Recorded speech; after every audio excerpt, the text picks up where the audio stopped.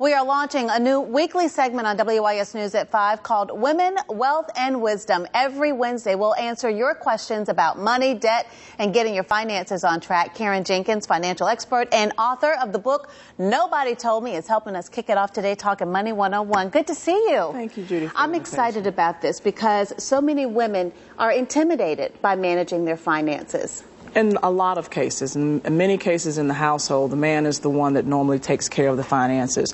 And sometimes women find themselves in a position, unfortunately, in our society where they're now responsible for doing that and don't have a clue as to what they need to do. So step number one, obviously, is making that assessment. Starting off with that budget, you've got to assess the numbers. And a lot of times people, they think the numbers are bad. They know the numbers are bad, so they're scared to write them down, but you got to do it. You can't stick your head in the sand, Judy. I mean, we have to know where we are to determine where we want to go. Right. And we may have that destination, but until you figure out exactly where you're located financially, you want to look at all of your income, expenses, and everything on a piece of paper, and then that'll give you a better idea of how long it may take you to get there. And that's what we want to do each week, is walk people through the process step by step. So step number one really is listing all of your monthly expenses. I mean, every dime. You want to list everything that you have to expend, and you also want to include in that the reoccurring debt, the credit cards. How much do I owe? What is my monthly payment? Because you need to look truthfully at how much you have expending versus how much you have coming in. And other things that may come up only periodically, like car maintenance or maintenance for the house, to make sure you include those expenses in there.